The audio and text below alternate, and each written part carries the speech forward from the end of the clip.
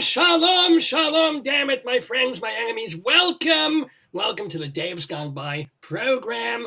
I am your temporary host while Dave goes has some coffee, and I think he needed to use the bathroom. So I, Rabbi Sol Solomon, founder and spiritual leader of Temple Sons of Bitches, am here to chat with the lovely, the delightful, the talented, and I can say, pop those eyes real big, because this is a woman. Oh, there you go. There are the eyes. There they are. Because she, and let me put you on gallery view there, is playing Bette Davis in a solo show that is called Bette Davis Ain't for Sissies. And it has to do with, well, you'll tell the synopsis and stuff, but let me tell you a little bit about the lady who's with us at the moment. Her name is JESSICA SHERR. She's an actress, a comedian.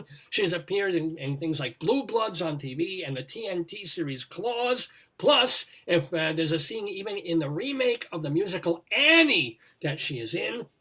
But the main thing is, this Bette Davis Ain't for Sissies. It streams live weekly. Right now, it's just until March 25th, but who knows, it might go on after that. You can get tickets at stellartickets.com, reviewing this one-woman show for theatercriticism.com and also TotalTheater.com. Ed Rubin, who is a friend of this show, of the Daverhood, lauded Sherr's performance by saying she has impeccable timing, a great actress herself. Sherr nails every one of Bette Davis's whirlwind, chameleon-like mannerisms, facial expressions, and emotions. It is a totally mesmerizing performance, unquote. And here, welcome to the Daverhood on this Shabbos, the mesmerizing JESSICA SHERR. Shalom, Jessica. Hello, Rabbi. Shalom to you. So, is this a Shabbos for you? Are you one of the tribe? I don't know. Are you one of us? I'm Jewish on the Upper West Side, so. Jewish on the Upper West Side. Yes. Did you have a bat mitzvah? I did not, but I have attended many of them. This is good. So, more important than any other question I'm going to ask you, how has Jewishness influenced your life and your work? Yeah, well, I would definitely say there's the spiritual aspect of Judaism has given me a lot of magical curiosity. And I've always, as a kid, I was a very curious kid. And I did go to Jewish day school, and I did. So I learned a lot, and I was always questioning. So it never stopped at one question. It went on and on. And as an actress, that's truly what I think sets people apart from being just this is what I do, to this is a performance like I've never seen before, because you're constantly working and questioning and answering, and then Hashem will bring something that you never expected, and I keep getting these little these like magical moments, and this show in particular, the Bette Davis show, whenever I want to give up, something amazing happens. So I know the universe is part of it. Let's talk about it. Let's so you started conceiving this. You were in acting school, literally, when this happened. You were going to do, and I understand why, but you were going to do a thing about Lucille Ball, and instead you pivoted away. What made you pivot from? I'll have a potato pivot for me, so he'll demonstrate. From Lucille Ball to Bette Davis. How did this happen? Yeah, I mean, what happened was it was an uncanny situation, because I didn't know a lot about her. And people kept saying, and I was living in New York at this point, and people, because I'm from San Diego, but people kept saying, "Oh, you look like Bette Davis." And they would stop me on the subway or on street corners, and they would just look at me and say, "You look like a young Bette Davis." And at that point, I didn't know enough to be like, okay. So I Googled her, and I remember feeling like, oh my gosh, I knew who she was, but I did not understand the greatness of her as an actor to the studio system. And at that point, I just got curious. And so I read her book, and I'd read Lucy's book, and I grew up with Lucy.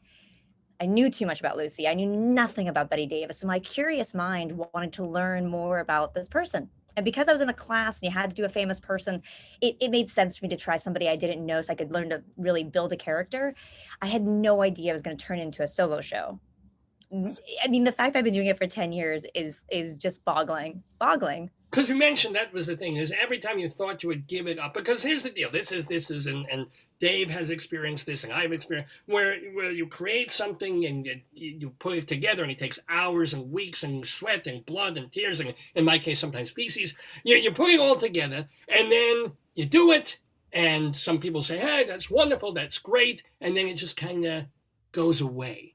your piece in more than 10 years now has not gone away. How is it just, it was a thing you developed in the class, but it grew and grew and hasn't stopped? How? Yeah. So what happened was when I did that first little, I got dared originally way back in 2008. I had a mentor who did a solo show, and he said, if you want anything, you gotta do a solo show. Stop. You're something with your microphone. Hold on. Now you're mute. Now this is not good. I wish my dear wife Miriam Libby was mute sometimes, but no, you are. How are we doing here? It's these ear pods. I don't Oh, want them. there we go. Okay. This is better. Okay, I threw them over there. So throw them out the window. I will give you the time to go up, open the window, throw them out in the West Side Highway. Just do it. Just all right. Yeah, they're on Amsterdam. Yeah. So I was in. I got dared to write a solo show by a mentor who I had, and at that point, everyone was writing solo shows before web series. This is way back in 2008, and he said, if you want to do anything in New York, you got to write a solo show. That's what everyone does to be a real actor. So I took that, and he said, I dare you. And me being me, I said, well, I'll take that dare. And then I was in that class. I did the little 28-minute version of this Bette Davis leaves the Oscars, 28 little snippet, 28-minute version. And I did it 13 Saturdays off Broadway. And then at that point, I thought I was done. Were you part of a festival? How were you able to do a half hour? They did it. Yeah. What happened in the class, the director of the class actually said, these are turning out to be really good little pieces. We should put together a show ourselves. So it kind of organically turned into a solo show by itself. And I was like, well, great. I can invite the mentor. He saw it. I thought it was done. And then at that point, I couldn't sleep. That's that thing. Like, why is it not die? I kept bursting with ideas. Like, it was done. I did my 13 Saturdays. I performed it, but I knew I wasn't finished. And I had more inside of me to give. And I then put it into the New York Fringe Festival.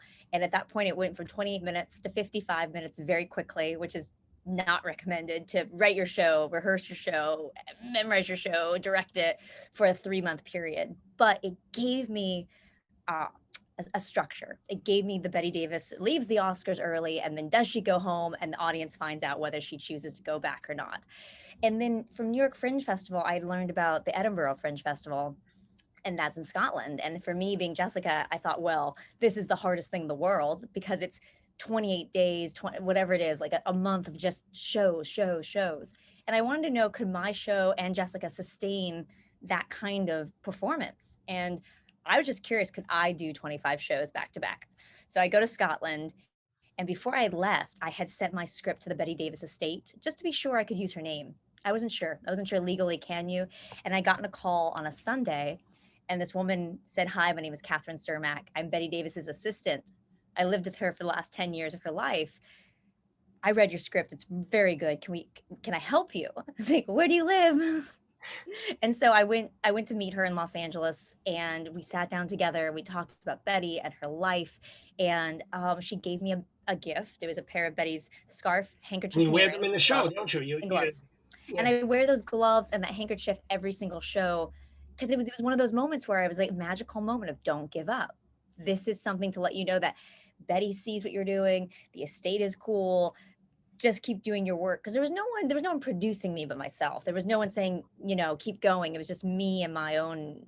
Well, even because there were two things. I want to get on this. But first of all, when you did the show on the Fringe in New York, there was a critic who did not like what you were doing. I haven't read this review. I don't know who it is. Probably someone that Dave knows. But how did you get past that? I mean, first of all, you chose to read the review, which was probably a very bad day for you. And it's like, how did you put that aside and go, you know what, stop him. Yeah. Other people are giving me applause and liking this, I'd recommend to every actor, and we know this, don't read your reviews. Just don't, because that review scarred me for years to come. And the good thing about that review, because he just wanted to see an old drunk Bette Davis. I was playing a young, plucky Bette Davis, and I was also agreed that I wasn't ready yet. And I told the New York Fringe, I said, honestly, I don't really want to be reviewed yet, just because I am just working this out.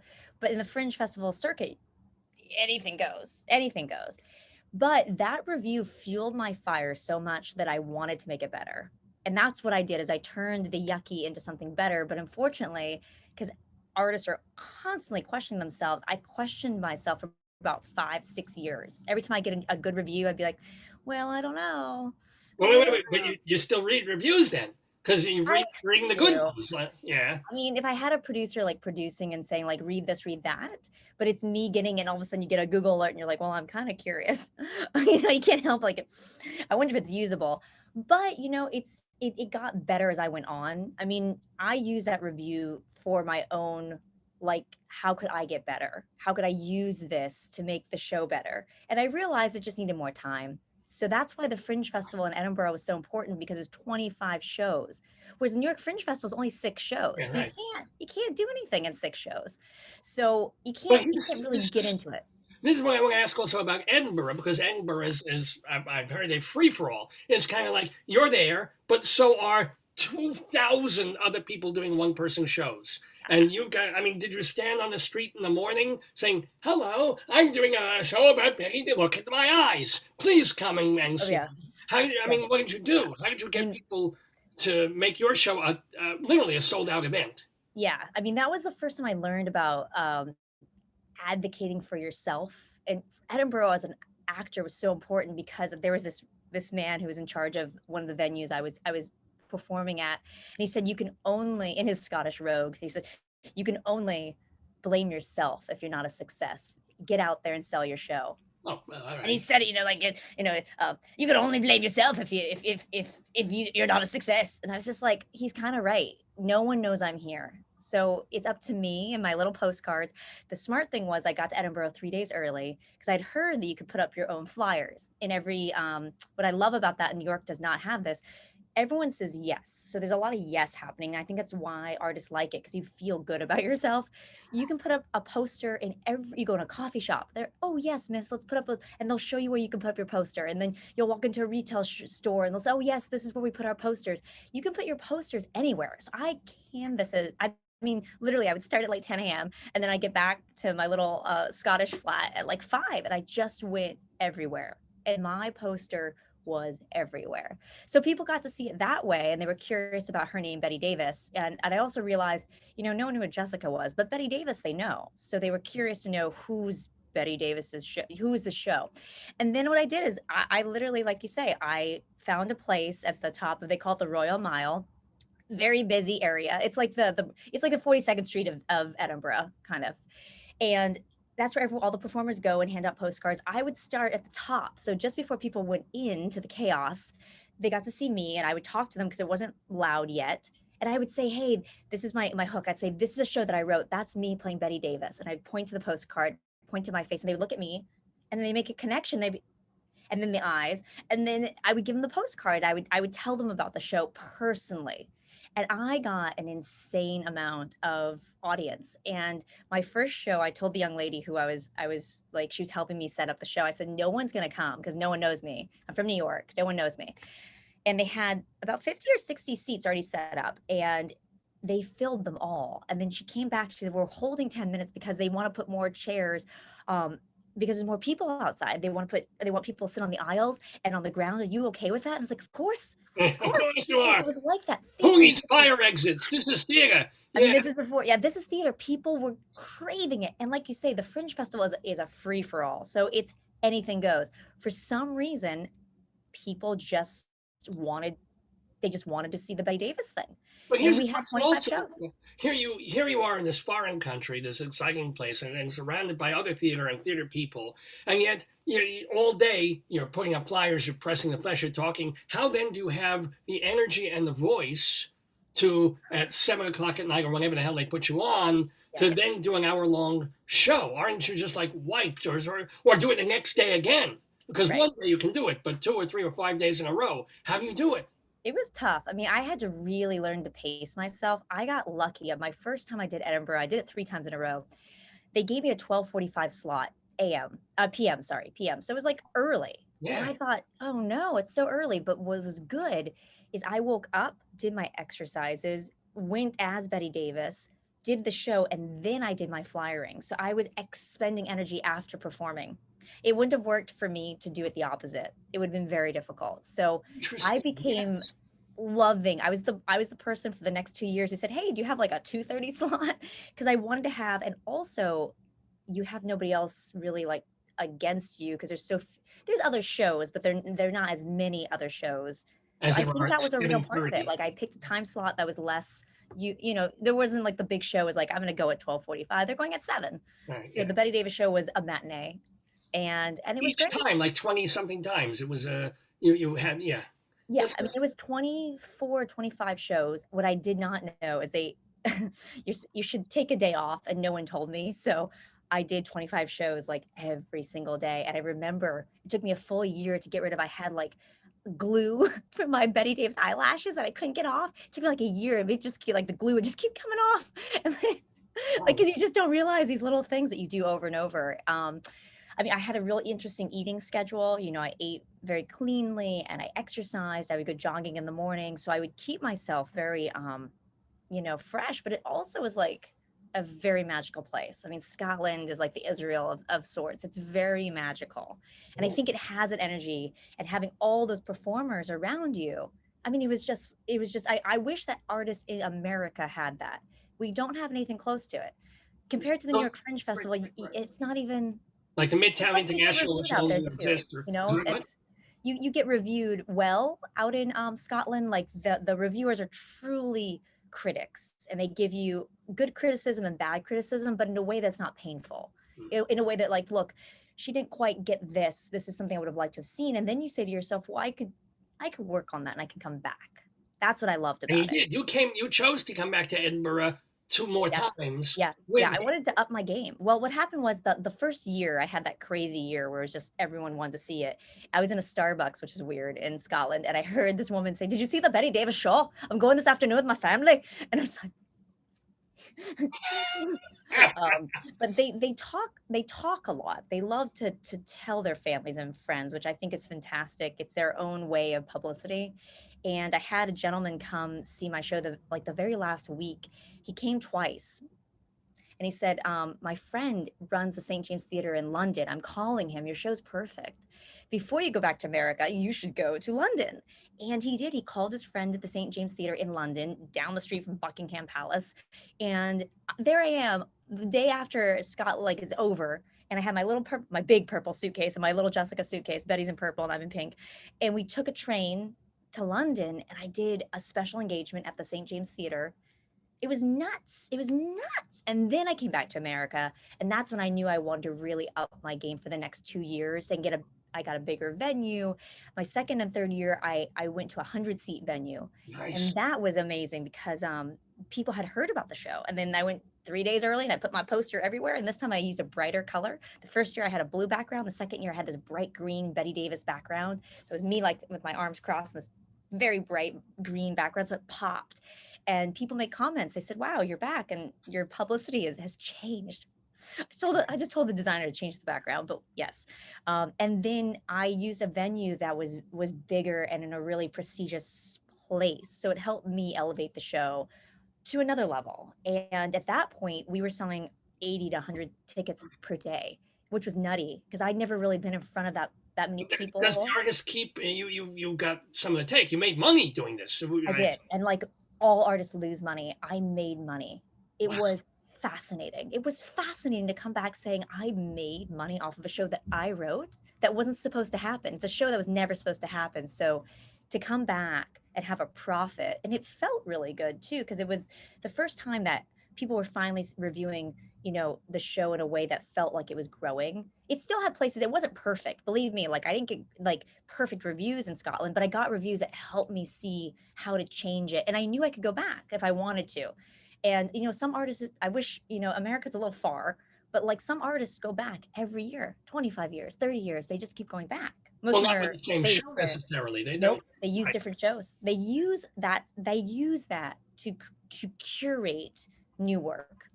Like that's why they're such good actors, because they curate it themselves and they do it for a month and they get really good. And then they do something else for a month.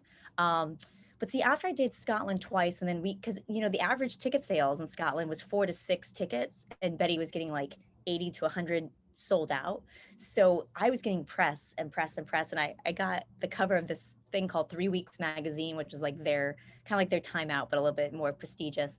And there's me on the cover, like they sent a photographer to my flat. And, you know, it's me like posing. And I did some other really fun, smarts, like publicity stunts, being very creative. Again, that curiosity that I have. I found out that if you set up a photo shoot and you invite photographers, they might come. So I set up a photo shoot. I had my own photographer just in case no one came. And I asked that there's a taxi guy there, and their taxis there look like 1920s, kind of like old cars. And I said, look, can I hire you to drive me to the top of Holyrood Mountain? Me, Bette Davis, going up Holyrood Mountain. And I called this other actress who's playing Grace Kelly. And my joke was to the press, two Hollywood starlets, Bette Davis and Grace Kelly, go up to Holyrood to something their success. And so it was me and her on the top of Holyrood Mountain as Hollywood stars. With I brought my Oscar, my props. I gave her one, we gave one, and this thing happened, where this wind happened, and it was her and I like going like up into the wind to try to like get away from it, and that was the picture. The Edinburgh Evening News got a photo of it, and they ended up putting it on the front of their magazine, at the front of their newspaper. Yeah. And I went ticket sales just all of a sudden. It just, people just see it. It was an old school way of doing it, but it worked. It's amazing. I mean, it's just on some level it's luck, and another level it's persistence, and it's just all the elements being right there in the right way in the right time. So at this point, are you still your own engine, or do you have a producer, or at least up until February when things were moving forward? So did you go to that next level, an agent, a producer, or yada yada?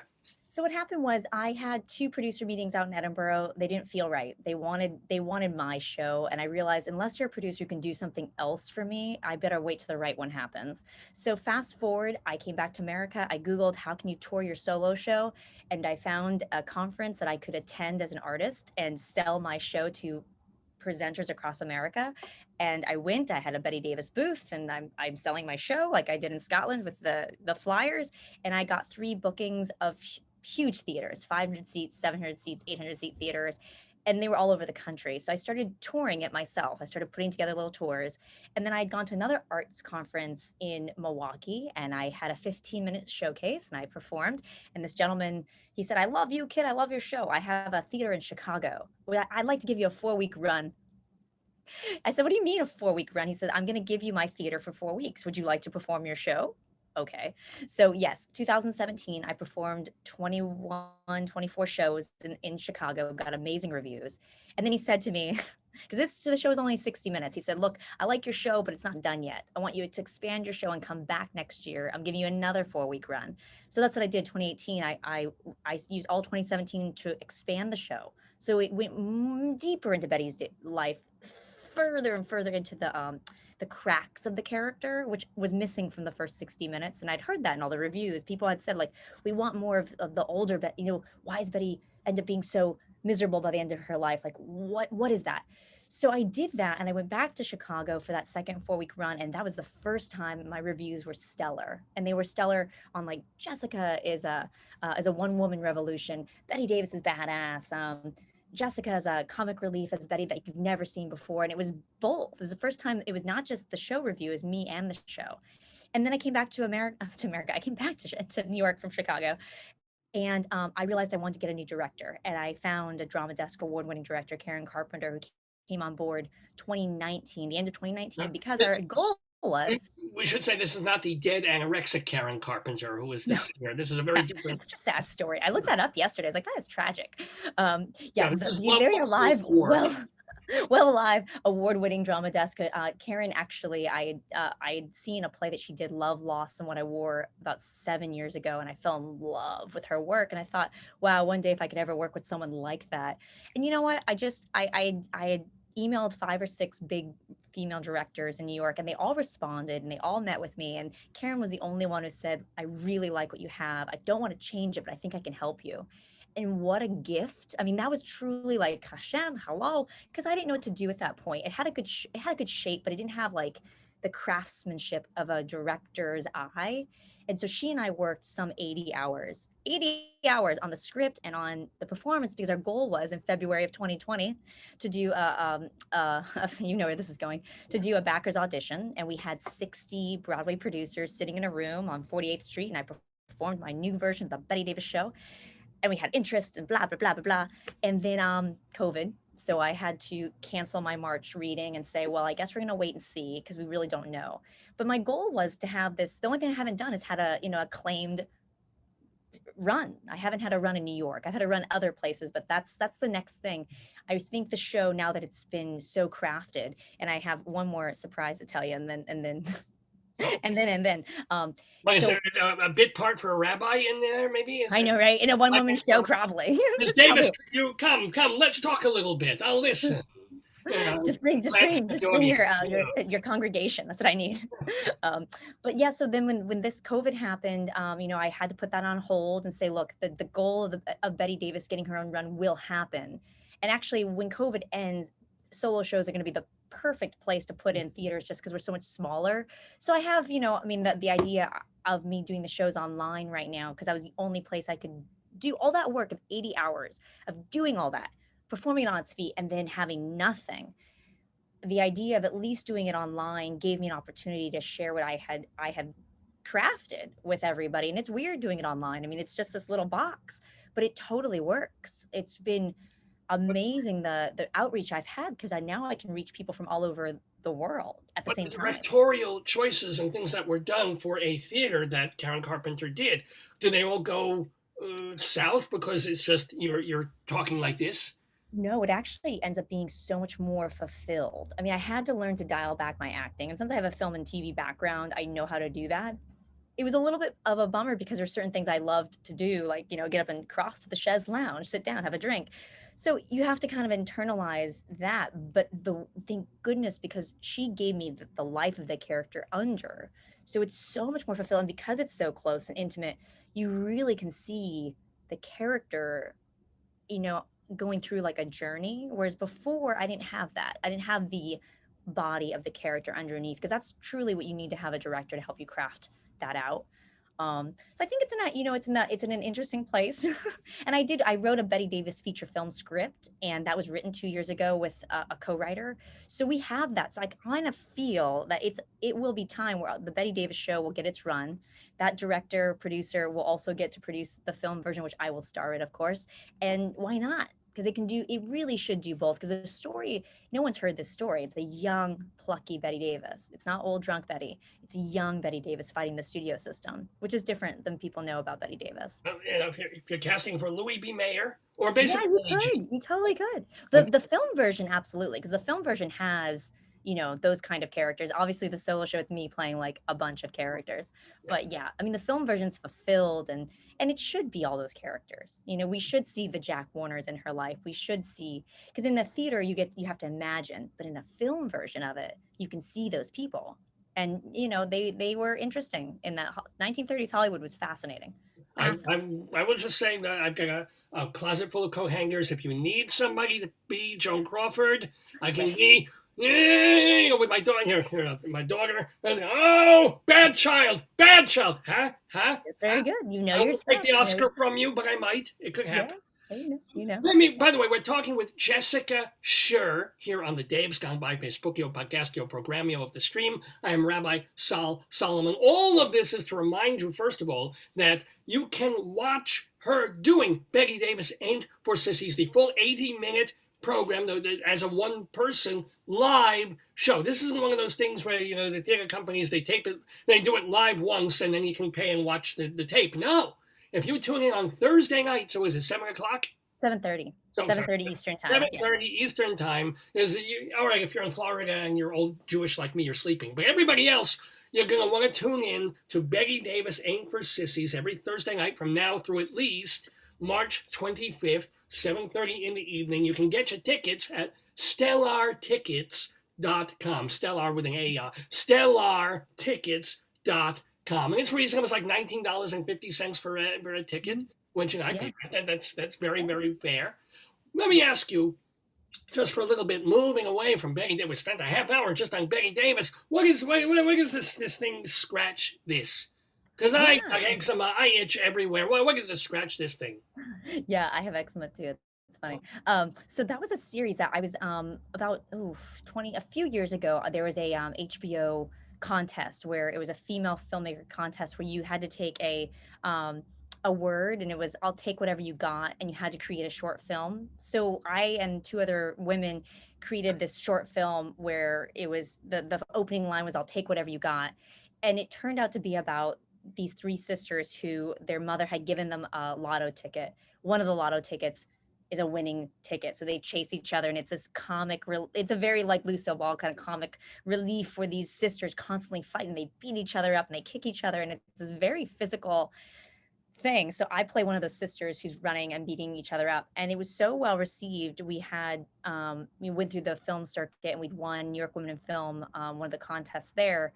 And then we decided to turn it into a series. So back in 2018, when you could see people, we had 2018, no, 2019, we had written 3 more episodes and we filmed out in the Hamptons. Someone had donated their beautiful Hamptons home as a gift to film it. So we filmed 3 really high quality episodes. They're about 7 minutes each, and we're actually finishing music right now. So we have our composer composing, we have picture lock, and what happens next we'll see with COVID, but we'll go back into the film world. But it's a really funny series because of these women who are just beating each other up, and it's fun. It's really fun and funny. So there's no place we can watch this yet. Is that Not yet. We're still working on. I mean, eventually everything will be on my website eventually, on the JESSICASHERR.com website. But right now, I think there's just a trailer. Jessica Sherr, SHERR, JESSICASHERR.com. Just have to push that as well. So let's also talk about some other things. First, you actually have because we talked Bette Davis, but if you go on your IMDb page, there's like 40 credits there. What are one or two of your favorite, proudest things that you could point to on IMDb and go, oh, I love that? Yeah, I mean, there's a few, but I was really proud of this is going back a few years ago, but I I had a bunch of auditions in one day, and I had to do them self tapes at home, and I had spent a lot of time on one audition for Amazon, and I was so tired. I had this part for this TV show called Claws on TNT, and I was so tired. My husband helped me do it. It was like midnight, and I just did it twice. I was like, I'm exhausted. I can't. And I just sent it in, and of course I booked it. So there was like a few days later, I was flying out to New Orleans to do this TV show, and it was just an amazing group because the show is made of I think 5 or 6 female leads, and their energy of these funny women, because it's a comedy, to be around that. And also the director was female. It was the first time I had a female director in TV, and she was awesome. And I've never felt elated leaving off a set, because she kept saying, this is great, Jess, I love that, keep doing it, keep doing it. She was such an uplifting director, and it felt really positive in a world that can be very like, come on, let's go.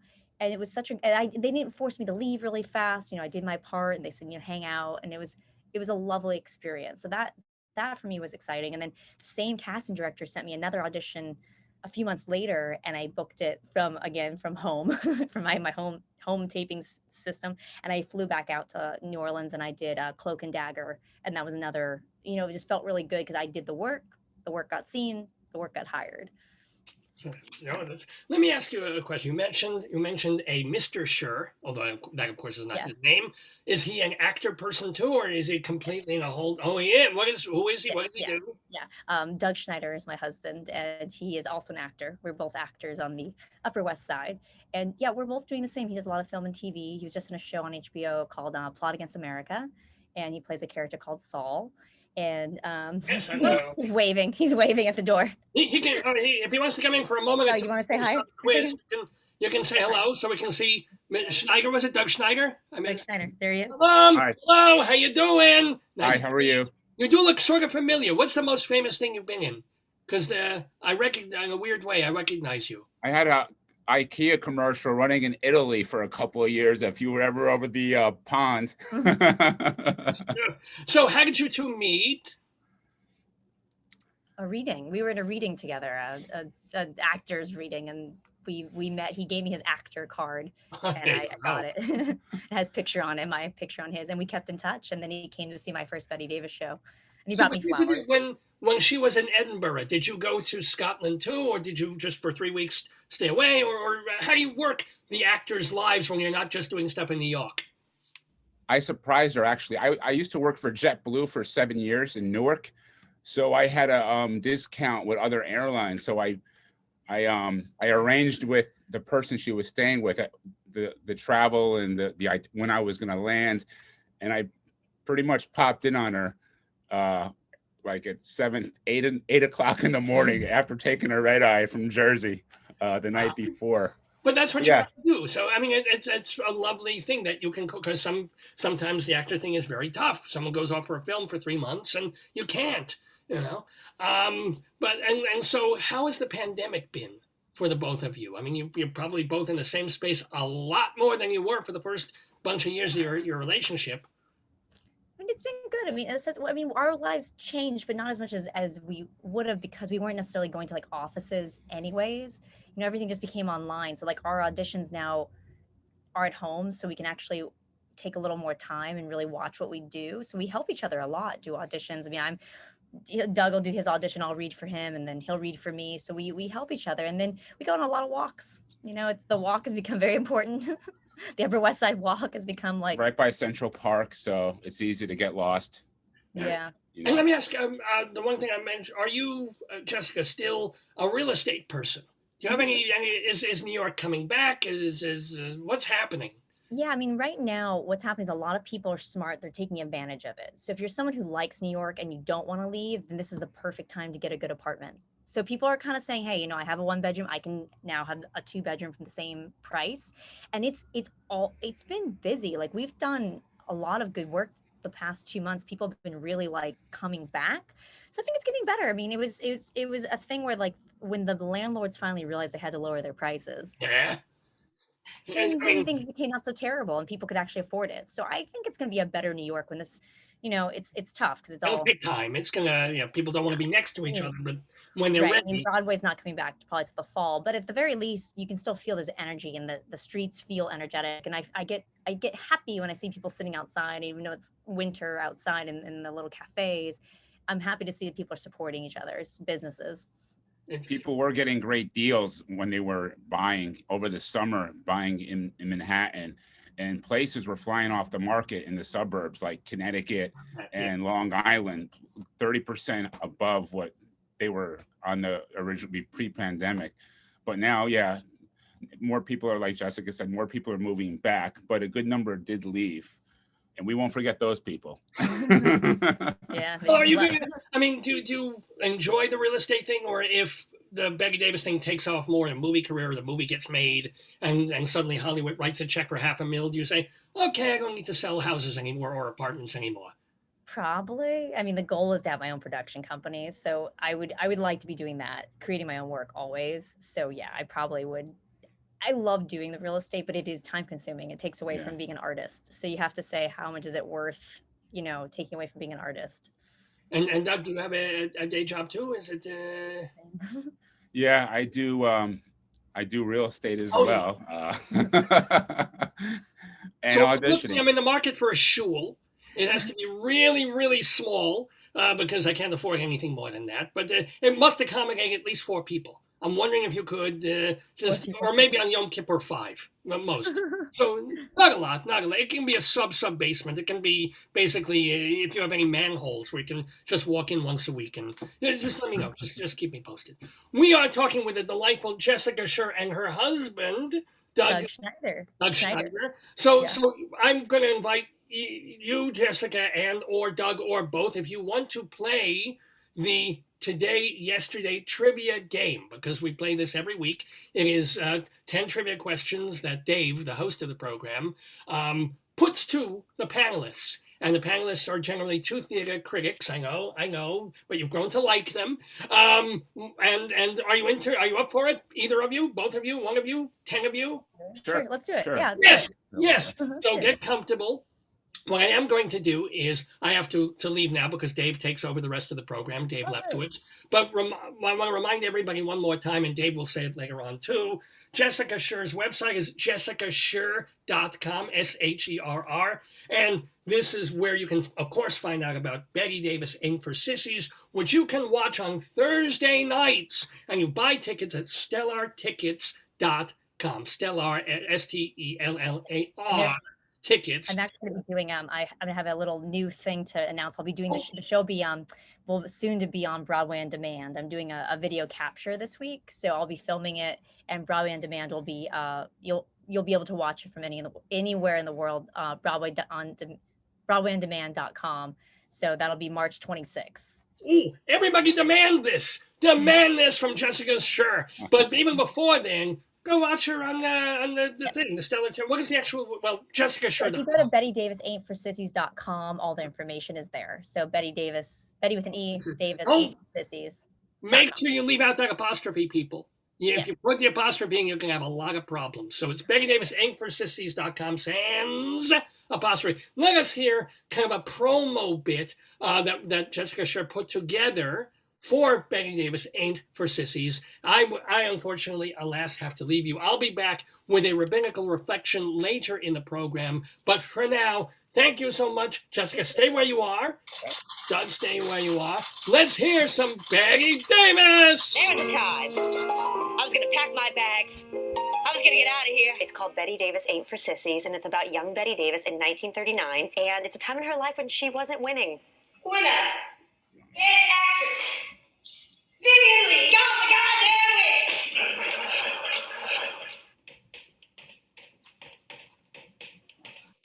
So what was it about Bette Davis that struck you that said, I need to write this play? At 25, she found herself in a courtroom in London fighting Warner Brothers about the Hollywood system. I fought as a contract player because I thought I was helping the system. So I felt that story of young Bette Davis was important to tell. Also, she lost to Gone with the Wind in 1939. How is Scarlett O'Hara? We had to go all the way to England to find ourselves a Southern girl. The LA Times leaked the winners early, who was going to win and lose for the Oscars. So my play, I have Bette Davis lead. She's a storyteller, and every bit of my play is about her story and telling the world what she was about. It was 1927. I was 19 years old, and I was in a play on Broadway, happy as can be. One night after the show, a talent scout met me outside the stage door, and the fabled fairy tale began.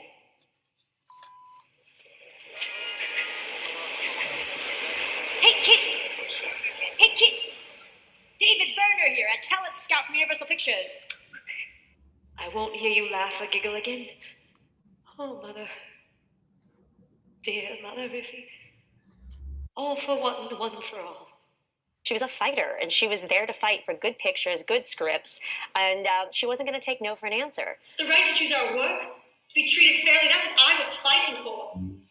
I am grateful for I've been able to play such a deliciously wicked role of Baby Jane Hudson. There's a huge amount of freedom. Good morning.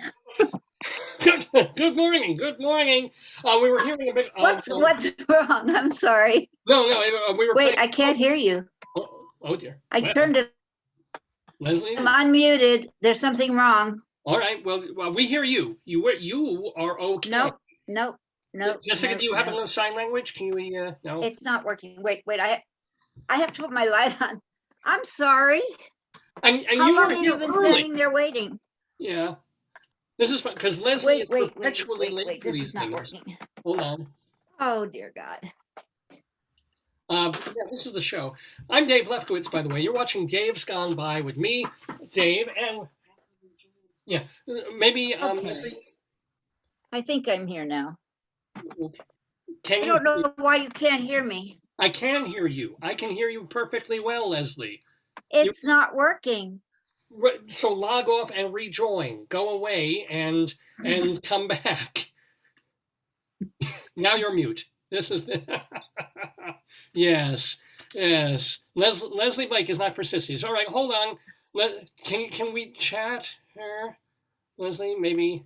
Oh, there she goes. Good for her. Well, anyway, this is the 783rd episode of the Dave's Gone By Facebookio Podcastio Programmio of the Stream. I'm Dave Lefkowitz. I'm here with my darling, adorable wife, Leslie Hoban Blake, is joining us to play the Today, Yesterday trivia quiz against our new friends, Jessica Sherr and Doug Schneider. And Leslie Hoban Blake, are you here? Can you hear me? Yes. Can you hear me? Yes. Hurrah. Oh, she's on mute though. She's got to unmute herself. Oh, now you're muted. Leslie. Oh, Leslie. You're close. It'll be right there. I believe in you. Leslie, She's on mute. unmute. Leslie, unmute. Do this. Okay. Yay. We got her. And our other friend of the neighborhood, David Sheward, had a little bit of a delay, but he will be joining us momentarily. So here's the deal. We will be playing our Today, Yesterday trivia quiz with the lovely Leslie Hoban Blake, who is a theater director, theater critic, and is the co-host of Critics Circle that you can watch as a podcast on YouTube. Internet problems. Oh, David is having internet problems. David Sheward. David Sheward is the former head of the drama desk. He's also a writer. He wrote a book about George C. Scott, speaking of celebrity autobiographies. And he is a writer for the David Desk blog, Cultural Weekly, and TheaterLife.com. And of course, Leslie, let me introduce you. All right. What? Leslie, let me introduce you to our guests, Jessica Sherr, who is the actress in Bette Davis Ain't for Sissies, a show that would have been playing in New York right about now, but everybody can see it everywhere if you go and watch it online once a week on Thursday nights. And then she happens to be here with her husband, Doug Schneider. Doug, what is the latest project that you're in or doing? I was on HBO's the Plot Against America. It was a I loved that show. That was wonderful. mini series that took place in the 40s that came out earlier last year. It's based on the Philip Roth book, right? Yes. It was wonderful, just wonderful. So, And Leslie, do you have scary and timely. It's always timely. Why is it Always. always timely? That's the problem. Hello. Good morning, David. Hi. What's the latest We're one all here. today? We're all here. Yay! Hi. Yay! You know, David, this is. I don't know. The moon must be in retrograde or something like that because Leslie signed on like 10 minutes early. I couldn't let you in the room, Leslie. But I wasn't there. It's And David, you're late. Oh, David. Oh, Where are you? Mr. Sheward. well, I had internet problems and I was kind of distracted. Oh. I was watching Bugs Bunny and Friends on MeTV, and He's serious, by the way. I got a little distracted, and it was a really good one. So how was everybody's week, by the way? Now Really you're. good one. Oh, yeah, with, you're breaking Port- up a little, Dave. I'm hoping our internet is okay. Hello? Yeah. Yeah, I can see all of you. Everything's fine. Can you see me? Yeah, you're a little delayed sometimes and breaking up, but I think we'll manage. So, everybody have a good week? Everybody's okay? Yes. Had a rotten week. This is the best part of my week right now, just so you know. If this is the best part of your week, Leslie, you should just jump out a window. If my windows would open, I'd be tempted, but my windows don't open. I think they know when you're on the 35th floor, they don't allow the windows to open. Oh. You know? Oh, man. And David, you were okay? You were teaching? Everything all right? What's up? Yeah, I'm trying to think if there's anything interesting this week. Nothing really spectacular. I had lunch with Marjorie Taylor Greene the other day, and we were talking about Jewish beams from outer space. Did she have her gun and did she put it on the table or did she keep it in her holster? She had it in Kept her holster. Right. Is Yeah. that on her left or her right boob? Which side did she wear it? Well, she had it in her holster, and she also had her stun gun, and her reptile killing gun. Yeah. The Schneider Sherr couple. I just wanted to say two things. One, that's my favorite Bette Davis quote. Yes. That is after Sissies. And Doug, you look so much like a French actor. Does he not, David, look like a French actor? yeah. You really do. I mean, I know you're an American actor, but you look like a French actor. A generic French actor. I always Well, get no, a little bit like Serge Gainsbourg. If you're looking for a one-man show to do. I Go get look a at young Serge F. Murray Gainsbourg. Abraham, but he's I not see French. that. Oh, I get No, that feeling. Murray is definitely not French. He's also not Jewish. yes. Everyone Right. thinks he is, but he's not. It Yeah. was Abraham was his name, and Yeah. he changed it to Abraham. So, you know, I met him once. It was very interesting. I worked with him in San Francisco. Wait, That's how hold I on. got to know him. Stop. Stop. No side talking. Wait, Sorry. well, no. Wait, we need to side talk because David didn't say he was very nice. It was fun. It was nice. You just went like, it was interesting. Well, it was There's a interesting. story behind that. Yeah. Not especially. It was in 1980 when I was working at Backstage, and it was just after Geraldine Page passed away, and he came into the office, and at that point, Backstage was not running obituaries on anybody, and he asked us to put in something about Geraldine Page. I forget what it was, but it was just really exciting that he came into the office, and it was very nice to meet him. Oh, so there's I was expecting the way you put it. Yeah, it was just it was that's lovely. Yeah, no, that's in his honor. Did you run something or not? Yeah, we did. Oh, okay. At that time, it was like casting notices, nothing else, and and that's it. But well, that week she got a Geraldine quarter page. Oh, I used to live on 22nd Street, and we had a brownstone, and they had Rip Torn and Geraldine Page had a brownstone in the next block, as did Tony Perkins, and the mailbox said Torn Page. I love that. Yay. Well, we're going to flip the page now into the next segment of Dave's Gone By here on this January 30th, 2021, where we, as we generally do, play the Today, Yesterday game. And of course, I have forgotten to do the Roll a Die website, but here it is. So the first thing I'm going to ask people to do kindly, even though this is a trivia game, there's a little bit of chance involved, a little bit of the GameStop mentality. So I will ask our guest, first of all, if you would not mind, and you can consult with your husband on this, Jessica, to pick a number between 1 and 6. 6. Oh. All right. No. That was my standard number. Now I have to think hard about what number I want to use. Okay. Ladies first, or ladies second. So, Leslie Blake, your. All right, I'll take 2. Leslie Blake takes 2. And David Sheward, what number would you like? 5. 5. Okay. So David picked a 5. There's a reason we're doing this, guys. So first thing we're going to do is we're going to roll a die and begin. Okay, our first die came up 1. So Leslie, you have the 2 is closest to 1. So Leslie, you have the opportunity to decide. Do you want to go first, second, or third? I want to go first, David. Thank you. Oh. I'm sorry. This is a friendly feud that we have going on. I never get to go first, so I'm going to choose low numbers from now on. Thank you. Thank you very much. So we rolled the next number, and that number came up number 3, which is closest to David Sheward. So David Sheward, you get to decide, would you rather go second or third? Second. And then Jessica and Doug, you will by default go third. It doesn't matter. It's just we have a list of questions, so this keeps it sort of even, like any one of you could have gotten one of these questions depending on the order. The questions are all worth 2 points apiece. If you get them right, you get 2 points. If you get them wrong, no penalty, but one of our other 2 contestants gets to roll the die and see if they can get the question right and steal those points. Okay, that's basically all the rules you really need to know at this point. Are you all ready to play Today, Yesterday trivia? Yep. Yeah. Wow. Love the energy. This is like, here we go. So Leslie, the first question goes to you, and we roll. And Jessica and Doug, in case you don't know, the idea of the game also is that all of these questions, everything we're talking about, historically happened on January 30th. So it could have been 100 years ago, 1,000 years ago. January 30th is the date. Okay, Leslie Blake, we go back to 1661. My favorite, actually. Yeah. This English general and statesman was executed today by King Charles II. The weird part, he'd already been dead for 2 years. Who was he? That's a famous one. That's a famous one, David. It's Oliver Cromwell. It's a famous one. Are you certain of your answer, Leslie Blake?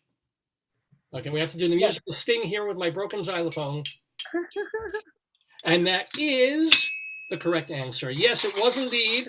Golly, golly, golly, get your ollies here. Leslie Hoban Blake on the board with 2 points. And yes, you want to tell the story because you love to share what happened to Oliver. He died of, I believe, I think it was uremic poisoning or some such thing 2 years prior to that. But he had been brought up on charges and they didn't know what to do with it. So ultimately to quell the Russell in the mob that took place for 2 years, they did to prove that the king was more powerful than Cromwell or Cromwell's followers. They did this and said, you see, even if you're dead, we're going to execute you. It was just a kind of a. Oh, did they haul the body out of the grave or something? No, it was a ceremonial execution. Probably a watermelon. I don't know. I don't have the details. No, I think they killed him again. I think they really did it. Well, all they could have done is the bones. I mean, yes, it was dead. They know he was dead. It's almost ceremonially like impeaching a guy who's no longer president. Just kidding. Haha, yes. Just You kidding. should only have such luck. So we have historical precedent. Oh, for doing this, yes, we do.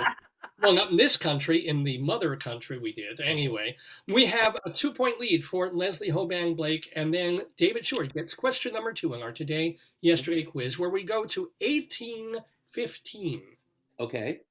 On this date, on January 30th, Congress approved giving Thomas Jefferson nearly $24,000 in exchange for what? And this is a multiple choice. Okay. Okay. Was it A, books, B, speeches, C, musical instruments, D, his house and land? Now, wait a minute. Congress gave him $24,000 All right. in exchange for what? Was it A, I'll read them again, books, B, speeches, C, musical instruments, or D, his house and land? I think it's books, because it's not his house and lands, because he died not owing a lot of money, which is why Sally Hemings and her descendants had to be sold to other people. And Monticello itself had to be sold. So I think they bought the books to go in the congressional record or something like that. So I'll say A, books. Is that, as NPR would say, your final answer? Yes. Well, David, you have turned another non-Geraldine page. The answer is indeed books. Well, Yay. what happened was... Do you know why they bought his book? Oh, Leslie knew this one. Why, Leslie? Historically important. Because after the War of 1812, when the library got burned, they didn't have any more books. Oh. And he had enormous numbers of books. Oh. What I think is interesting, though, is, I mean, I passed this along. My Gumpty Gump great-grandfather, James E. Hoban, designed the second White House. He worked on the first White House, and he rebuilt the White House. I have a big poster with a stamp and everything. Yeah. Interesting. Whoa. That's where the Hoban comes from. Unfortunately, we were from the poor line that came over to the potato famine. He was one of the Barry Lyndon Irish, right. But he was Barry Lyndon Irish, and we were like potato famine Irish. So that was where that came from. By the way, this is my imitation of Glenn Close in Fatal Attraction.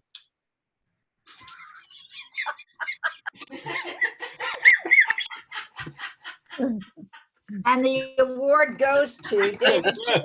Oh, it's more like this. Oh, yes. Oh. You guys get to do Jessica and Doug, any puns you want to do, any crazy imitation. This is the place to do them. This is it's essentially a free-for-all here, but judgment-free space. Do it good. But Leslie, you did get it right. It was 6,500 books that Jefferson gave or sold to replenish the Library of Congress, so that they had. I always thought he sold them. I mean, he gave them. I didn't realize he sold them. That's the part I didn't know. He needed the money.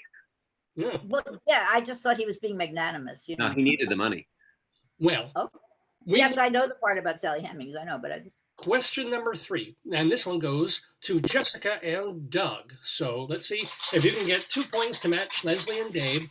It's the third question of our quiz. The year 1818.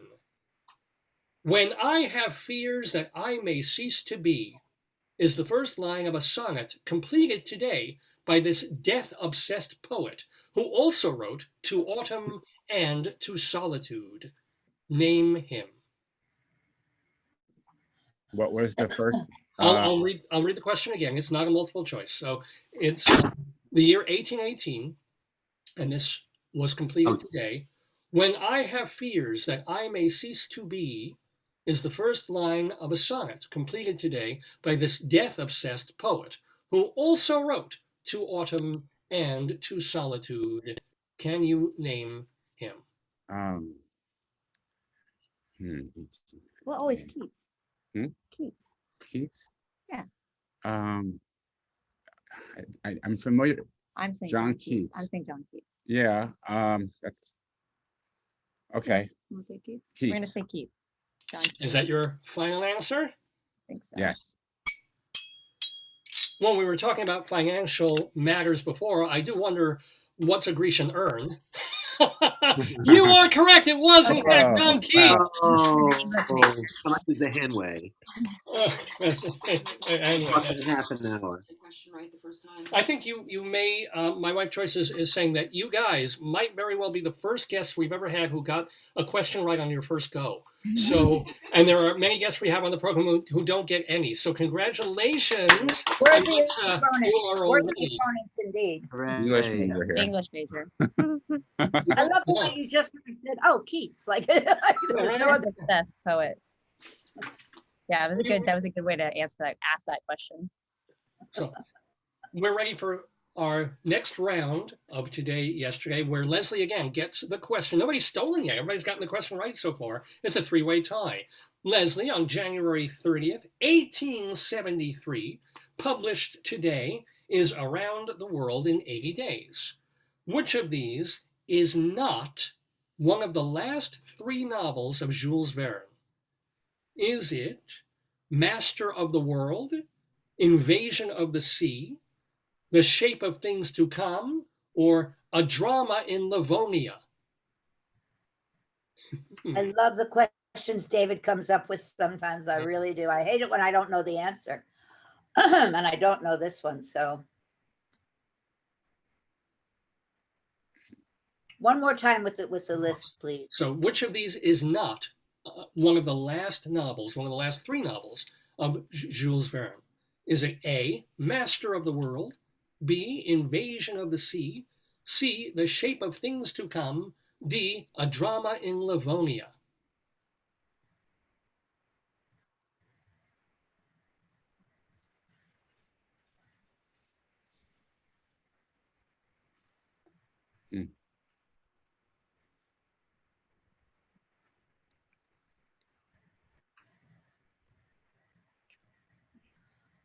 I'm totally stumped. I'm going to make a guess. I really don't know. And since there's so many of us, I won't go through my thought process out loud because there will be stealing to be done. So I need an answer. would you tell me A and D again? No, D I remember. Tell me A one more time. Okay. A is Master of the World. Okay. Master of the World, Invasion of the Sea, Things to Come, and Livonia, right? Those are the choices. Okay. I sound like a very intelligent Trump doing that list of things like man, woman, TV. Only there's smarter things. Wait a minute now. I'm going to say Adventures in Livonia. Is the letter, last one, D? The last one, D. Okay. Oh, Drama in Livonia. Sorry. Yeah, okay. Well, I'm afraid the drama fell flat there for Leslie Blake. That is not the correct answer. And so we get a steal opportunity. So I'm going to roll the die. And we get the number 2, which is Leslie, but it's closest to David. So Okay. David, you get the chance to steal. All right. I'll read the question again. It is All right. published today, was Around the World in 80 Days. But which of the following is not one of the last three novels by Jules Verne? Was it Master of the World, Invasion of the Sea, or The Shape of Things to Come? The Shape of Things to Come. final answer? Is that your Yes, it is. considered opinion? I'm Do you have positive. any reasoning behind it, or? Well, I'll tell you after. Do you want me to tell you before or Oh, after? ding, all right, it's correct. Okay, you got it. I will tell because The Shape of Things to Come was written by H.G. Wells. That is correct. Yes. Well done, David. I'm not Sheward. familiar with the other Verne novels, and that was the movie Things to Come is not derived from that, but well, it is kind of, which was a really bizarre, weird 1938 science fiction movie. Very strange. Okay. That was the one with Raymond Massey, right? Yes, In a white robe, in a white yes. toga, right? Yes. Raymond Massey and Sir Ralph Richardson, and they imagined in the year 2036 we'd all be living underground wearing white togas. White togas, and yes. And Actually, we'll just be wearing white masks, I think. Yeah. Close enough. But It's a fascinating movie. It's really strange. Well, here, there's nothing that strange about David taking the lead in our Today Yesterday quiz. He often does. He has a 4-point lead over Leslie and Jessica and Doug's 2 points, but we still have much more of the game to play. We're up to our 5th question, which does go, though, to David, because he is the... Yeah, because you stole that question. This question goes directly to you. Okay. The year was 1931. Ah, okay. Released today is Charles Chaplin's masterpiece City Lights, which has arguably the greatest final scene in film history. Oh, I just watched it recently. Ah, okay. Of course you did, David. How many takes did Chaplin demand? Am I frozen or are you? You were a little bit frozen. Am I frozen to you? Okay. Now we're okay. Is that a song title? Now we're okay. Yes. If you are frozen, let it go. Let it go. Okay. Oh. Mr. Peabody, how many takes did Charles Chaplin demand to get that finale just right? This is a multiple choice. Okay. Was it 116, 147, 231, or 342?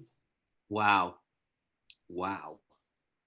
So this is just, there's no, okay. All right. I did see it recently and I know the scene, and I forget the actress's name, but they did not get along very well.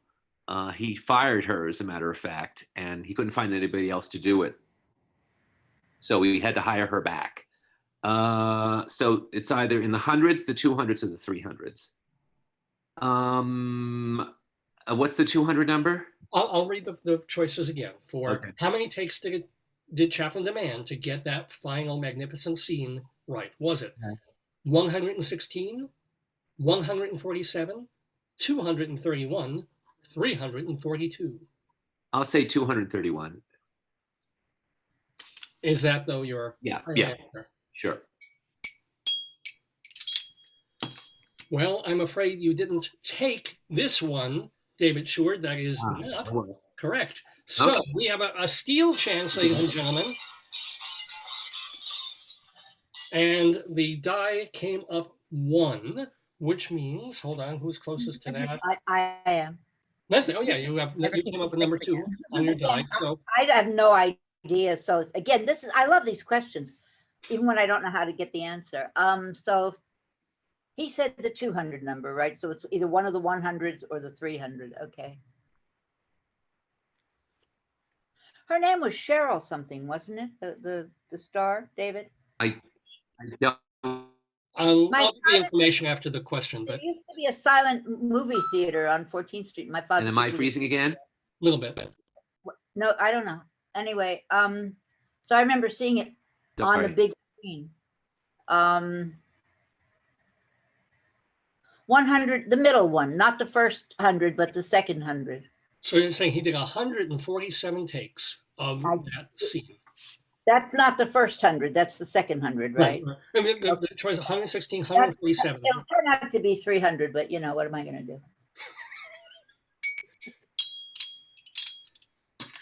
Well, Leslie, I hope you won't take this the wrong way, but that is incorrect.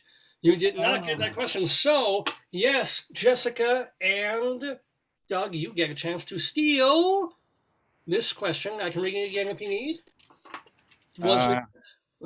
has to be the outrageous answer. 300 plus takes. Are you sure? Yeah. Are you absolutely sure? Unless it's the easiest one. It's the 106. What do you think? 100 or 300? I mean, that would explain why she left. 300 I'll say plus. 300 plus. It's just ridiculous. I hope it's wrong because it's ridiculous. Let's just say Charles Chaplin and Virginia Cherrill did not get along at all. In fact, he tried to bring Georgina Hale, who was the girl from the Gold Rush, into the thing. It just didn't work out, and he had to bring her back. And Cherrill got advice from an actress friend of hers. He said, "Oh, he wants you back? Ask for double your salary." And he did. So, but he made her do 342 Wow. of the flower scene that ends City Lights. Worth, and you know what? Worth every take, because I gotta rewatch that. yeah, it's Well, that was luck that we got that one. But this means that Jessica, you and Doug have 4 points. And David has 4 points, and Leslie has 2 points. And Jessica and Doug, though, you can actually build on your lead now because you get the next question directly. The year is 1935, January 30th, 1935. It was a meeting of the warped minds. On the day Hitler became Chancellor of Germany, Benito Mussolini met with a fascist American poet who would later be indicted for treason. For 1 point, name the poet. For the second point, name the draft of the poetry book he handed Il Duce, a massive volume he'd work on his entire life. Il Duce was the name of the. Well, I'll read the question again. The year was 1935. Okay. It was a meeting of the warped minds. On the day Hitler became Chancellor in Germany, Benito Mussolini met with a fascist American poet who would later be indicted for treason. For 1 point, name the poet. For the second point, name the draft of the poetry book he handed Il Duce, a massive volume he'd work on his entire life. I feel like you would know this one. I would know this one. Let me think. Say it again one more time. Oh, sorry. Oh, I'll do it one more time. When Hitler became Chancellor of Germany, Mussolini met with a fascist American poet who would later be indicted for treason. Name the poet. For the second poet, name the draft of the poetry book he handed Il Duce, a massive volume that he would work on his entire life. It's something with that. It's like it's an American poet. Yes. Okay. Yes. Could I ask that? Okay. Wow. This is. I'm blanking on this one. Should we just not? 'Cause it's too obvious.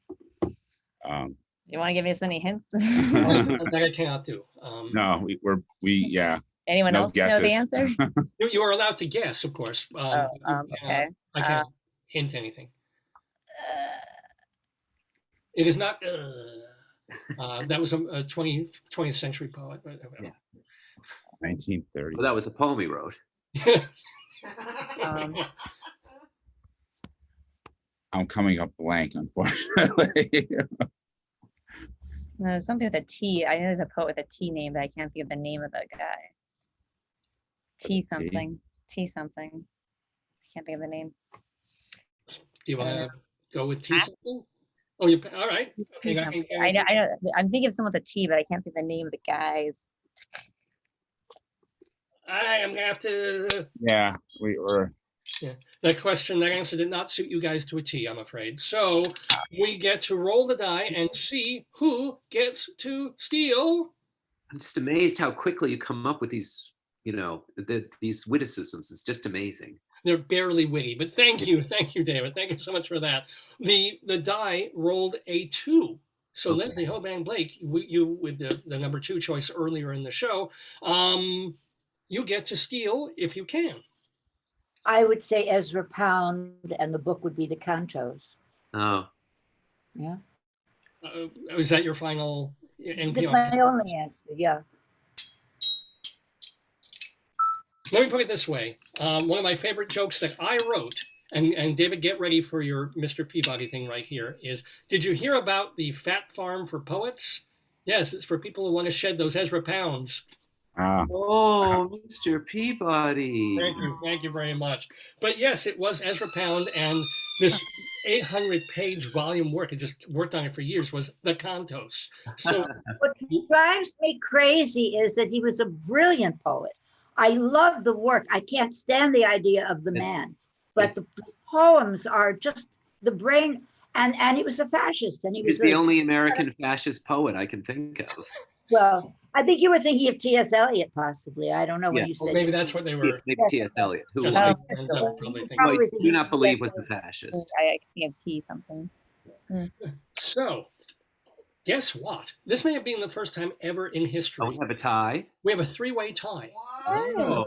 For years, I begged my wife for a three-way. Finally, I get one here. This is amazing. Ladies and gentlemen, we get to the next round, I believe, or yes, we start the next round. Oh, Mr. Lefkowitz. Oh, thank you. We begin with Leslie, who has 4 points and gets the next question in our Today Yesterday quiz. By the way, it's 20 after 11 in the morning Eastern time. You're watching Dave's Gone By. Are we still only doing 10 questions, even though there are 4 of us? Well, it's three contestants. Are we still doing only 10 questions? Yeah. There's 9 questions and a tiebreaker. So this is question 7? Yes, yes, it is. Okay. So that's why it goes directly to you, Leslie. Okay. 1948 was the day. Was the year? Excuse me. Natharan Godse was a very bad boy today. So bad that nearly 2 years later he was hanged. What did he do? Just say his name one more time. I think I know, but just say his name one more time. Okay, the year 1948. It may be your pronunciation. It might be. Natharan Godse was a very bad boy today. So bad that nearly 2 years later he was hanged. What did he do? Did he kill Gandhi? Did he kill Mahatma Gandhi? I heard you, but I have to ask you, is that your answer? Is that your... Yes, I thought you were coming up with a joke or something and you were having... probably will. It's not Jeopardy. And yeah, it's true. You don't have to phrase it in the form of a question, Leslie. Is that your final answer? Yeah. Oh, that was like taking Gandhi from a baby, ladies and gentlemen. Yes, well done, Leslie. Yeah. He had that one ready. He didn't think of that one just now. He had that one ready. I've used that one many times. That's not an ad-lib. Okay, go ahead. Okay. Well, but Leslie, it's true. He shot Mahatma Gandhi 3 times point blank in the chest on this date back in 1948. So how was I mispronouncing Natharan Gandhi? No, it's not as if I know how to pronounce it. I just wasn't sure what I was hearing. That's all. I would not know how to pronounce it either. Actually, they're making a musical about him called God's a Spell, which is that one I just made up. David, please. Tell. Shut up your mouth, Natasha. Thank you. Whoa. Just so you know what that means, David, when I make a pun really bad enough, he will either say, "Oh, Mr. Peabody," or "Shut up your mouth, Natasha." Two things from Rocky. Sherman and Mr. Peabody. Yeah. Leslie, you are leading the game with 6 points, so yay for you. But David Sheward and Jessica and Doug can catch up. So, okay. All right. The question goes to goes to David Sheward. Gets the next question. Okay. 1968 was the year. Mm-hmm. Recorded today was the tearjerker hit song "Honey," about a widower remembering his wife. Bobby Russell wrote the song, but who recorded the million-selling single? Oh my God. That doesn't ring a bell at all. And I was alive then. Let me think. I was 9 years old and Honey. Yes, Darla? Can you quote a line of the song? As a hint, but that's not on there. It's not. No. That, I don't ask for extra help. If I don't know, I don't know. I have no idea. I don't think it's an Elvis Presley song. And it sounds like it's a country kind of a song. Paul Anka, I'm guessing. Paul Anka. Well, David, I guess you dropped your anchor in the wrong waters. That is not the correct. Okay. So we're going to roll that die, and we're going to see who might get to steal this question. The number is 4, so the closest person to 4. Ooh, I think I have to roll again because that 4 is kind of a tie right between Jessica and Doug and Leslie, isn't it? So I better roll again. Am I right about that? I'm doing the rules. Yeah, it's right in between. Let's do another. So this Roll one again. came up number 5. So 5 is actually David Sheward's number, but it's closest to Jessica and Doug. So you guys have a chance to steal this question. I will read it again. Recorded today in 1968 was the tearjerker hit song Honey, about a widower remembering his wife. Bobby Russell wrote the song, but who recorded the million-selling single? I heard this song before. Another Bobby, or maybe he goes by Robert, but the last name is Goldsboro. Robert Goldsboro. Is that your final answer? Might be Bobby Goldsboro. I don't know if it's Bob or Rob, but his last name is Goldsboro. I don't know how much of that you need for an answer, but that is our final answer. Trust me. Well, Jeopardy generally usually just requires the last name. So okay. You bought me So yes, you have struck Goldsboro. It was Bobby Goldsboro with Honey. I'm good at poet. Good at music. Guys, you want to sing a little bit? You want to sing some? Oh, I don't know. Oh man, I have the bad. You don't want to hear me sing. See the tree, how big it's grown. Da, da, da, da, da, da, da, da, da, da. Does that ring a bell, David? Yeah. Honey, I miss you. Oh, yeah. We'll have cats coming if I start singing. So anyway, but guys, wow, Jessica and Doug, you also have 6 points. You are tied with Leslie Hoban Blake. This is exciting. This is quite a game we are having. And the last question. We're the worthiest opponents we have ever had on the show. Just so you know. I'm telling you. Well, here we go. Here comes the last question, actually, or before the tiebreaker, goes to Jessica and Doug. You could kind of win the game right here. This is big. Oh, by the way, there's no prizes.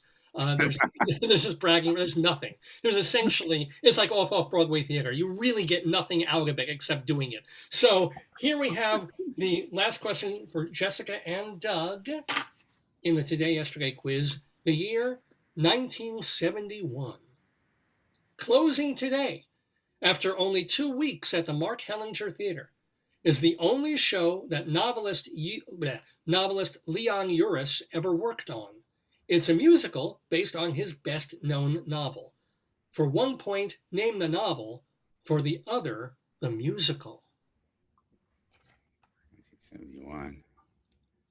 Wait, say it again. I'll read the question again. So, January 30th, 1971.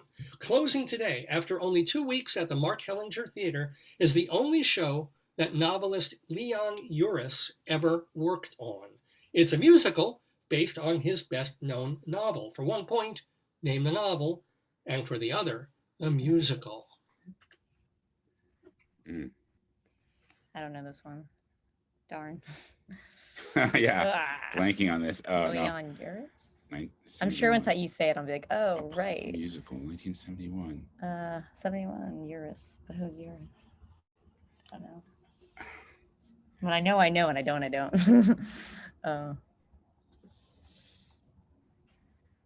Yeah, I don't know. We don't know. I'll take that as an official pass. We're going to pass. Leon Uris. Okay, so like David's gonna know. We have a steal here. Well, David was looking. I don't know, but we have to do the die thing. So the die has cast the number 4, which is closer to David. So David Sheward does get to potentially steal the day. David, do you need me to read the question again? Sure. Okay, 1971 was the year. Closing after only 2 weeks at the Mark Hellinger Theater tonight is the only show that novelist Leon Uris ever worked on. Musical based on his best-known novel. For 1 point, name the novel, and the other, the musical. Well, it's not QV7, which was a miniseries. So I think it's Exodus. So I'm going to say Exodus for the novel. The musical, I have no idea. Exodus! Exclamation point. No, that was just a guess. Oh, I should know this because I know a lot of musical flops, but this is one that escaped me. So I'm going to say Exodus, and the title of the musical. Geez, how about let's go to Palestine! Exclamation point. Or let's get out of wherever they were. They were stuck somewhere in a refugee camp. Okay, so I'll say it's Exodus, and the musical I'll say is let's get out of the refugee camp! Exclamation point. Well, first of all, that's a point well taken, David, because you are partially correct. You did get part of that question correct. Mhm. So you get a point. The other part, we can Which part did they get right? Get to try to steal that, David? Yes, Leslie Hoban, like you have the option now to steal the other point. I think it's very funny, your choices. I have a feeling it was called Ari, which is the name of the lead character. Ari, I think. I could be dead wrong, but that I remember. I remember everybody who was in the movie. So are you going to go with that, Liz? I'm going to go with that. I have nothing to lose. Yeah. So, oh, I'm just wild about Ari, and Ari's wild about. Yes, well done, Leslie Hoban Blake. So David Sheward gets a point. Leslie gets a point, which means that technically Leslie has won the game because she has 7 points total. David came away with 5 points total, and actually Jessica and Doug, you guys have. So oh, good, very well good. done, Les. Well done, everybody. I can do if you guys can hang 2 more minutes. We'll do the tiebreaker just for fun. Just for funsies. So Doug, do not go away. I want to talk seriously about Harry something. comes out and that comes out in crossword puzzles a lot. Yeah, 3 letters. Easy letters to find. Yeah. Here we go. Are we supposed to get a piece of paper? Oh yeah, I'm sorry. If guys do have a quick piece of scrap paper or paper around and a pen, because what we do is I've got one that says Randolph Scott. that may be the answer again. Because what happens is we give a count of 3, 2, 1, and then we ask for the answer from all 3 of you at the same time. Even though Leslie has technically won the game. So yay! By the way, congrats. See what happens, Leslie, when you log on early and you're prepared and you're ready and you win the game. Yeah, I was so prepared. I was still setting my light up, for Christ's sakes. That's how prepared. Yeah, but you logged on at 25 too. I was like, oh, yay for Leslie. Yeah. So okay. All we're gonna do, I'm gonna read the question. Yeah, the one day I come in late is because you keep me waiting all the other weeks. So. I know. I'm sorry, David. It's David, I'm playing the long game. I planned it that way. David keeps me waiting. Yeah, sometimes I'm in with a guest, or Rabbi Sol is in with a guest, and it takes longer than I anticipate. But we have our question. Are you guys ready? You're all ready? Yes. Okay, here we go. January 30th is the day. 1978 is the year. Following the deaths of Herb Jepko and then Long John Neville, the Mutual Broadcasting System chose to continue their syndicated nightly show with another host, who stayed more than 15 years. Whom did they choose? Say that again? I screwed up the reading of it. I'll do it again. On this date in 1978, following the deaths of Herb Jepko and then Long John Neville, the Mutual Broadcasting System chose to continue their syndicated nightly show with another host, who stayed more than 15 years. Whom? That's 1978? 78. Okay. Whom did they choose?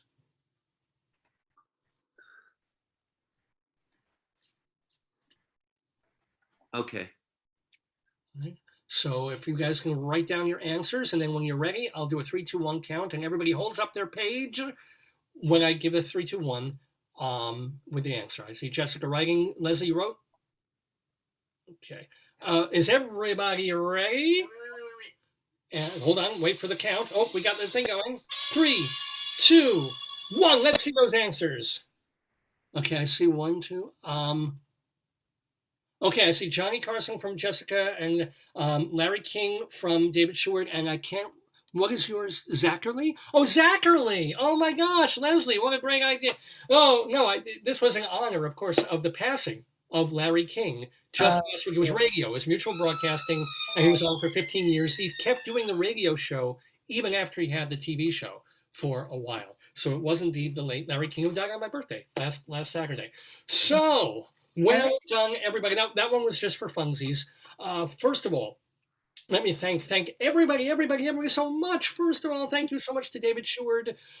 Please read his blog. It's called thedaviddesk.com. You can also read his columns in theaterlife.com and culturalweekly.com, where he reviews theater, but he has been reviewing online and Zoom theater. So, David, I commend you to be reviewing Jessica Sherr's show, Bette Davis Inc. for Sissies, which she does every Thursday night live at 7:30. It's not a pre-recorded thing. Every Thursday night, 7:30 p.m. live. Get your tickets at stellartickets.com or find out more at Bette Davis Inc. for Sissies.com, as well as her own website, JESSICASHERR.com, SHERR. And surely we are delighted to have had her and her wonderful husband, Doug Schneider. So watch him, because you can still see the plot against America right on. Actually, I just came in for a belt, and then I got sucked into a game show. Well, there we go. See, as Jessica learned by being in Edinburgh, it's being there at the right time and meeting the right people. Now, Leslie Hoban Blake, you had sorry. I watched the plot again. I want you to set us up with a phone call. I want to talk to you seriously about this idea that I have, because you look so much like Serge Gainsbourg. If you can do a French accent, I can help you make a show out of it, okay? Whoa. Especially since didn't really sing much. He didn't have to, especially since you can't sing, because he was notoriously unable to sing, but he was a songwriter who did his own material. And you should watch the film. You'll find the film somewhere. There's a documentary, and there's also a movie made about him. Okay, I will. Thank you. So you will give him a surge in popularity. Now, David, you were about to. I was just going to ask. So I saw all of the plot against America, which was brilliant. Yes, that's what I said. I worked with David Krumholtz. He was the brother of Herman, and he had the produce factory. And I was in a few episodes with David Krumholtz as Stahl. I was working closely with. Where the father comes in after he loses his job selling insurance. Yeah. And Morgan Spector was the lead, and his brother, David Krumholtz. Well, cool. Well, seeing it's all about networking and doing things, and so I can, if you want, I can coordinate between you, Jessica, and Leslie. If you want, it's up to you. And I would also like to review your show on our show. So, because Leslie Hoban Blake co-hosts a show called Critics Circle with our mutual friend Charlie Gross, and you can watch. Yeah. How can I forget that? He would be with Shabbos. But Leslie, where can people see Critics Circle? You can see it on YouTube, or you can see it on MNN. You can see it. It posts every other week on MNN, but it's up on YouTube forever. So.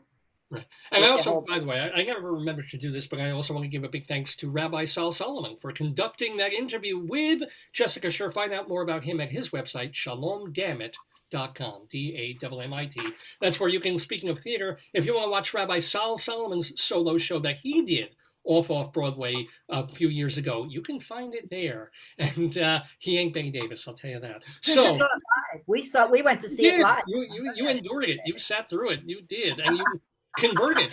As soon as you saw it, you converted to Protestantism. It was amazing. Absolutely. That's when I did it. It was that show that did it. Anyway, I was waffling, and then I saw your show, and I knew. And then you knew. Yeah. Well, because you were waffling because the show's a piece of crepe. No, it isn't. It's wonderful. Oh, dear. You know, that was wonderful. David, please. Mr. Peabody. Thank you. Guys, what a delight. What a joy. It's been great having all of you on Dave's Gone By, playing the game and having fun with all of us. much good health and success for all of you. And lower two guys, I'll see you next week. And you two, and Jessica and Doug, if you want to come back and play again in a couple of weeks, we would love to have you. You guys were wonderful. Thank So you. thank Fun. you so It much. was fun. Lot of Good for my fun. brain. Thank And, you. oh, go find your belt. There you go. Okay, Bye, guys. Going down the Thank you. whole show. Take care, everybody. Bye-bye. Bye-bye. Bye-bye. And I just Next week. remove you. Yeah, next week, usual time. Just Okay. FYI. Bye-bye. Okay.